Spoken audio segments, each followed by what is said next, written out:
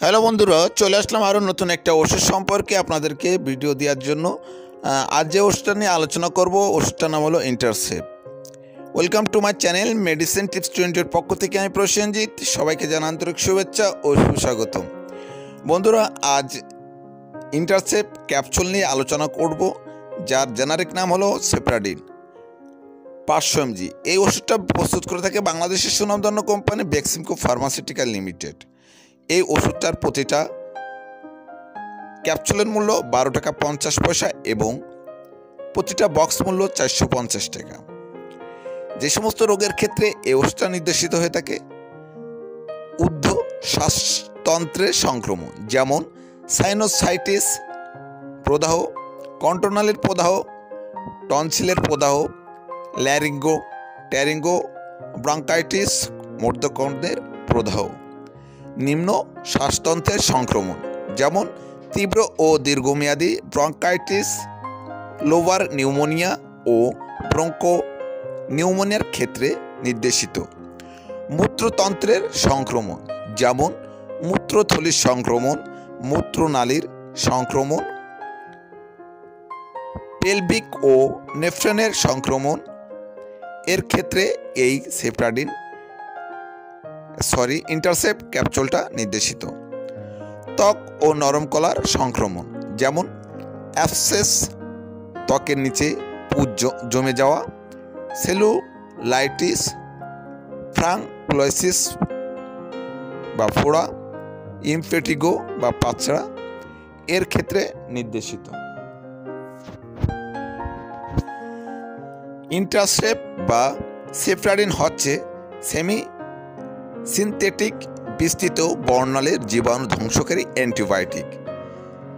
এই ওষুধটা gram positive এবং গ্রাম নেগেটিভ উভয় প্রকার জীবাণু গঠিত সংক্রমণের কার্যকর এড়াতে পেনিসিলিনের প্রস্তুতকারী এবং পেনিসিলিনেজ প্রস্তুতকারী নয়, এমন উভয় প্রকার জীবাণু ঘটিত সংক্রমণ ও কার্যকর।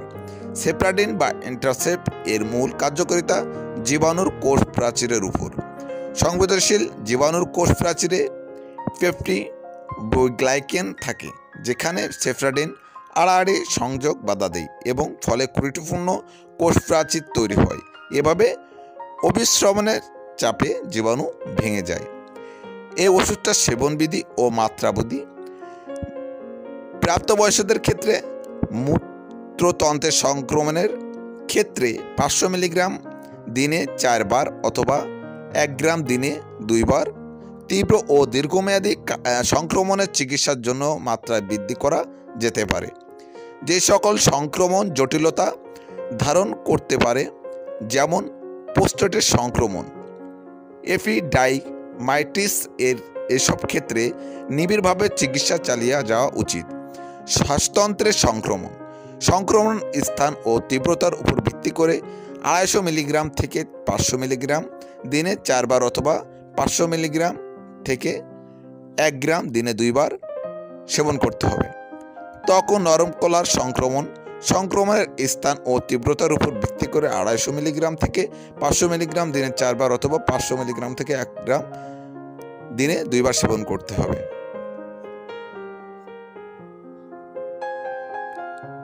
এই ওষুধটার পার্শ্ব প্রতিক্রিয়া: কিছু কিছু ক্ষেত্রে বিপাকীয় অতি সংবেদনশীলতার ঘটনা পরিলক্ষিত হয়, যেমন জ্বালা পোড়া, জিভেতে ব্যথা, জীবনী, বুকে চেপে আসা, বমি বমি ভাব, বমি হওয়া, পাতলা পায়খানা, পেট ব্যথা, যৌনি প্রদাহ, কান্ডিভিয়া, ছত্রাকের অতি বংশবৃদ্ধি, ত্বকের উপর বিরূপ প্রতিক্রিয়া ও অতি সংবেদনশীলতার লক্ষণগুলো হচ্ছে চুলকানি, অস্থিসন্ধির ব্যথা, হাতে পায়ে পানি জমা বা ইদিমা। এই সমস্ত কিছু পার্শ্ব প্রতিক্রিয়া দেখা দিতে পারে। তবে বন্ধুরা, ভয়ের কিছু নাই। যদি গুরুতর মনে হয় অবশ্যই ডাক্তারের শরণাপন্ন হবেন এবং পরামর্শ গ্রহণ করবেন।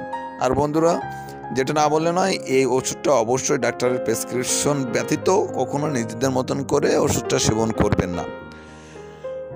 গর্ভস্থ স্তনদানকালে ওষুধটা সেবন করা যাবে কিনা, যদি প্রাণীকুলের উপর করা পরীক্ষা প্রমাণিত হয়নি যে এটি ভ্রূণের জন্য ক্ষতিকারক। তারপরে এটি প্রতিষ্ঠিত নয় যে সেফ্রাডিন গর্ভাবস্থায় নিরাপদ। সেফ্রাডিন মাতৃ দুগ্ধ নিষিদ্ধ হয়, তাই স্তন্যদানকারী মায়েদের ক্ষেত্রে এটি সতর্কতার সাথে ব্যবহার করা উচিত। যেহেতু এই ওষুধ জীবনে তৈরি করতে পারে, তাই রোগীকে গাড়িসহ অন্যান্য ঝুঁকিপূর্ণ যন্ত্রপাতি ব্যবহার করার সময় সতর্কতা অবলম্বন করতে হবে। বন্ধুরা, ভিডিওটা কেমন লাগলো অবশ্যই কমেন্টসের মাধ্যমে জানাবেন এবং নিত্য নতুন ওষুধ সম্পর্কে জানতে অবশ্যই কমেন্টস করবেন। আমি পরবর্তী ভিডিওতে সে সমস্ত ওষুধ নিয়ে আলোচনা করার চেষ্টা করব। আর বন্ধুরা, অবশ্যই আমার চ্যানেলটা সাবস্ক্রাইব করে যাবেন নতুন হয়ে থাকলে, আর পাশের বেল আইকনটা অবশ্যই হিট করে যাবেন। সবাই ভালো থাকবেন, সুস্থ থাকবেন। দেখা হবে অন্য কোনো ভিডিওতে অন্য কোনো ওষুধ নিয়ে।